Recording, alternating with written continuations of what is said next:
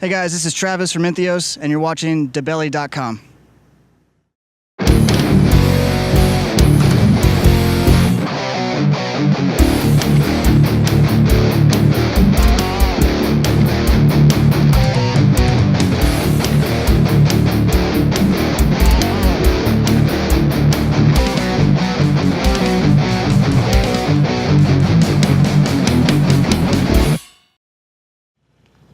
Hey, it's Dave from DaBelly, and today we're going to talk to Travis from Entheos. Welcome to Mesa, Arizona. How you doing today? Doing good, thanks.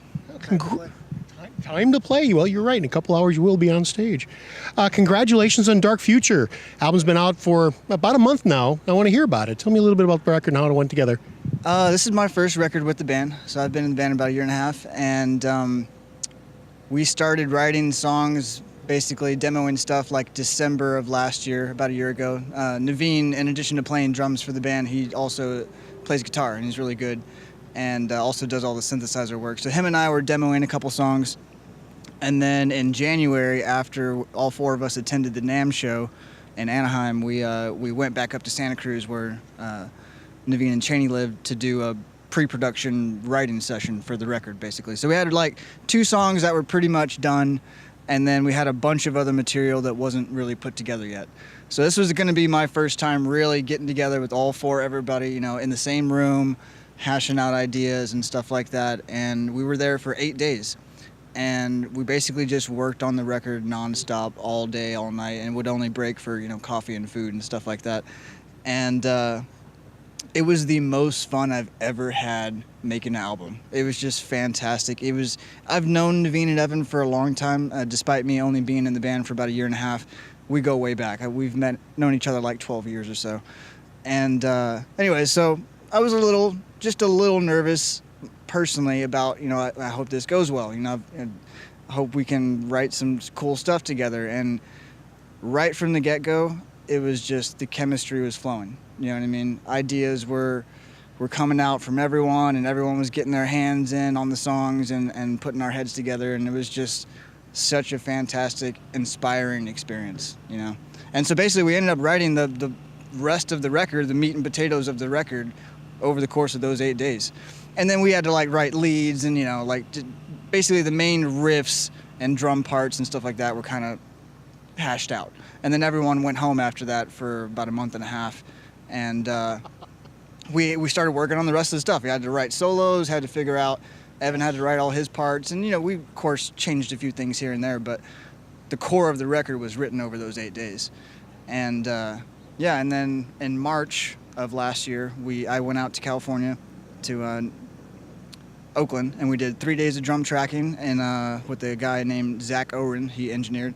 He also mixed the record. And so I flew out. I was there for that, which was really cool because Naveen had, you know, maybe, I don't know, a percentage, I would say maybe like 85 to 90% of his parts figured out, but it wasn't exactly hit for hit, you know? Right. So I was able to be there for the drum tracking, and Cheney was as well. And, you know, we got to throw in some ideas. Like, hey, okay, he would run through the song and be, okay, well, hey, dude, on this one part, why don't you try a little something like this, or why don't you try this cymbal instead? And then he would go in there and just, you know, he's just so talented, like, he would go in there and just come up with something really cool off an idea that maybe one of us suggested that otherwise wouldn't have happened, you know what I mean? So it was really cool to have a little bit of input on the drum recording process as well. So that was 3 days, and then we went back to Santa Cruz, where Naveen has his home studio, and we just tracked all the guitars there over the course of about a week and a half, 2 weeks, something like that. And I think we did all the rhythm guitars in like 5 days, and then most of the solos were written, but since we only had like a month and a half between writing the record and then recording it, not all the solos were written. So him and I wrote a few of them together to finish out the record. And then there was, you know, other ideas we had that we were doing there. And during all that, Cheney was like writing lyrics and stuff like that. And during that same process, Naveen was home in Nashville, his home studio set up, and he was tracking the bass during the same time we were tracking the guitars. So that was like March. So yeah, and then we signed to Spine Farm Records shortly after that. And fast forward, you know, 6 months, something like that, and the record came out November 10th. And now we are here out on the road supporting it. It's amazing to think that you guys put the meat and potatoes of that record together in just 8 days. I mean, did you approach with any perceived notions of where this album was going to be, any concepts or anything?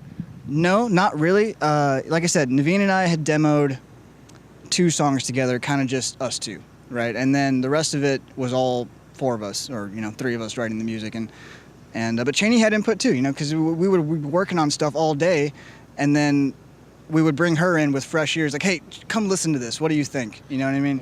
So she still had input as well, and it wasn't. I think we all possibly knew we wanted to go a little bit more of the prog route while still remaining heavy, and also we wanted to get a little bit more of the groove factor going in, which I think we definitely accomplished. But it wasn't like something we all talked about. It just kind of happened. You know what I mean? And I was a little nervous that, me being the first time contributing music to the band, like, I'm not like a death metal player, you know what I mean? I can play some metal stuff, but I kind of have a background in prog, and so there wasn't any like rules or anything. It was just like, the album's going to turn out how it turns out, and we all just kind of went for it, and we're also very pleased with how it all turned out, I think that's a very apt description of the band, actually. Entheos really doesn't seem to have any rules. You guys put together music.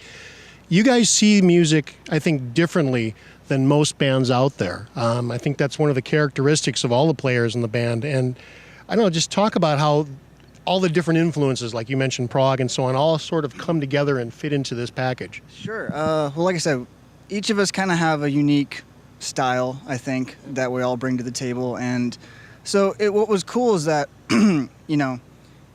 maybe Naveen or myself has a riff idea that's not completely all the way hashed out, but you have a chord progression or you have a set of notes, you're just not sure how you want to play it, right? So then I could show it to him or Evan and be like, okay, I got this set, like I'm kind of thinking something like this, what do you think? Kind of show it to him. And then once, everything turns out better when you got multiple people trying to work on it, you know what I mean? You got different ideas that you wouldn't have thought of. And so there was a lot of stuff happening like that, where it was just like we would sit down and riff on an idea that one of us had until it turned out to be something that we were happy with. And like there was times where like we would write a whole riff and like, no, okay, scrap it, you know what I mean, and start over with the same type of notes or chord progressions, but attempting to play it a different way. And there were other parts where Evan would have a bass part, and that would inspire some crazy guitar riff, you know what I mean? So it was really everyone throwing in ideas. There was no rules, nothing like that. And yeah, it was just kind of like, we just kind of went where it took us, you know what I mean? And we didn't really stop to like listen back until we had like almost the whole thing done. And we were like, you know what, let's listen back to what we've done. It was just like, okay, that song sounds like it's pretty much there. Okay, let's move on to the next idea, you know what I mean? And the next thing you know, it was like, whoa, I think we just wrote the album, Well, it's funny thinking about that. Often the band will write a whole group of songs, 15 or 20 songs, and really the question comes down to what songs fit together. And it sounds like all your music was fitting in there. It was, and honestly, there was still a bunch of stuff that we wanted to use that didn't make it onto the record, only because at that point, when listening back, you're like, that sounds like a cohesive album right there, and we don't want to force anything. We want it to sound natural, so I think you accomplished that. The guitars on there, well, the album in general, but the guitars to me sound a little more atmospheric than the last record. Was that intentional? With the guitar tone, I had a buddy of mine named Tim Walker help me do the reamp stuff in Houston after the whole guitar tracking process, and he helped me dial in the tones as far as the rhythm and lead stuff. Now, as far as the atmospheric stuff, some of those parts you might be thinking of are probably the synthesizers, actually. Yeah, and Naveen has gotten really into the analog synthesizer stuff. So he's basically, another cool thing is that we were tabbing out all the guitar parts during this, so we would remember it, right? And Naveen is a whiz with all the recording stuff, so you were basically able to export the guitar tabs that we were doing via MIDI file and then you slap it into his, recording stuff, and then you can turn whatever guitar riff or bass part you had, whatever, into some synth stuff. So it was really cool. And then, if we would still kind of have input on those two, he would send something, oh yeah, try this type of sound or whatever. And it was, usually it was just something really cool. So probably some of those parts you're thinking about are the synthesizers. Because there's not a whole lot. There's a few parts where there's like some semi-clean, mid-gain type guitar parts going on, but most of that atmospheric stuff is the synthesizers.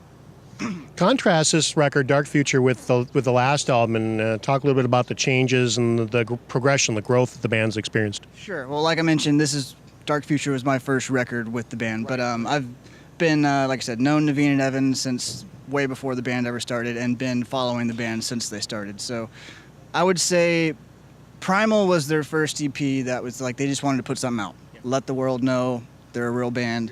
Here we are, and I thought it was great. 4 songs, heavy and brutal. Anyways, Yeah.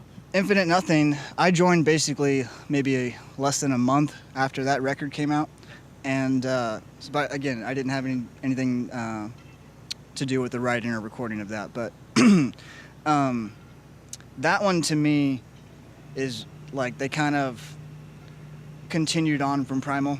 It's still very more in the death metal realm, even though they still have a lot of groove on there and stuff like that, and there is some proggy parts.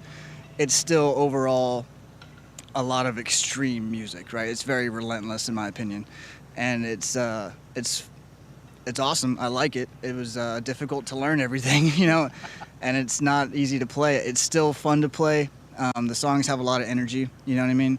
But they're a little bit more one-dimensional, in my opinion. Even though a lot of the elements, or all the elements, are still there with the synthesizers and some kind of weird type tonality stuff, it's still, when you compare it to Dark Future, in my opinion, and also some of my bandmates' opinions, it's very one-dimensional. I also think the tones, as far as like the guitar tones, are a bit better on Dark Future, and just a little bit better suiting for where we're going as a band. But yeah, Dark Future, we slowed some of the tempos down a little bit. They're still fast, and just tried to like have more grooves, think about the parts more, and stuff like that. And honestly, think about when you're writing songs, like, is this going to be a part that I'm just going to dread having to play later? You know what I mean? For a long time, it's like, we're making a record, we want to enjoy being able to play it after it comes out for a long time, hopefully, and I think with these new songs, we accomplished that. It's like, they're really fun to play live, and this is the first tour we've been able to play any of the songs on, so we're playing 3 new songs on this tour, and it's just, those are the highlight of the set for me, and yeah, compared to, I just think it's, just kind of naturally doing the progression, and we're kind of going more, we're not just a death metal band, you know what I mean? We're kind of a prog, I don't know where you want to go with the subgenre stuff, but, when people tell me, I'm just like, we're kind of like a heavy progressive metal band, you know what I mean? That's kind of what I tell people.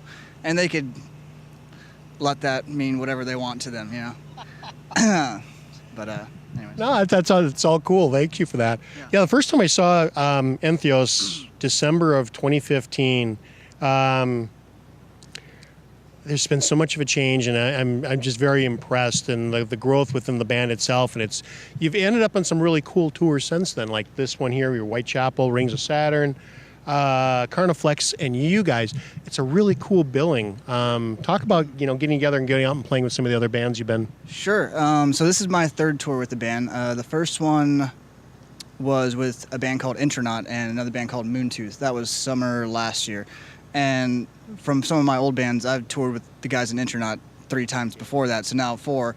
So that was just a really good tour for my first one. I'm touring with the band that I know really well and have traveled the world with. So that was fun, really fun. They're also one of my favorite, not only just bands, but favorite group of people. So that was really fun. And then in the fall of last year, we did a short run with the Dylan Escape Plan, which they're an iconic band, very influential to dozens of other bands in the scene over the years and stuff like that. And they're, about to break up or whatever, in their band. So to be part of one of the last tours they did was pretty special, in my opinion, and the shows were great, you know what I mean? So that was, that was cool. This tour, Whitechapel's awesome, super heavy, Carnifex as well, and Rings of Saturn is just crazy shred music, you know, and anyways, we do have the same management as Whitechapel, so we were able to get on this tour, and they picked us though, and yeah, it's been great. I mean, this tour has been probably, I'd say, one of the best the band's done, and I think it's doing really well for us as far as exposing us to some of the more deathcore metal fans and stuff like that that probably don't know about us yet, you know? So that's cool. And I think we also kind of bring a little bit something different to the table than some of the other bands on the tour as far as just our sound. And so, I think it's a great lineup, and we're having a blast out here. So what are the plans for 2018? You got a new record out. I suspect you guys are going to be all over the place. Are you heading to Europe, Australia, anything like that? Yes. We did get proper European booking pretty recently, so we're definitely have plans to make it overseas next year. Don't have anything I could tell you about yet, you know, that's confirmed or anything, but that is definitely the plan, and also plenty of other U.S. tours as well. We have something in March that is yet to be announced yet, but that should be the next thing that we do is in the spring. Very cool. That's all I got today. Is there anything I missed? Anything else you want to talk about? No, I guess if you haven't listened to Dark Future, please go check it out.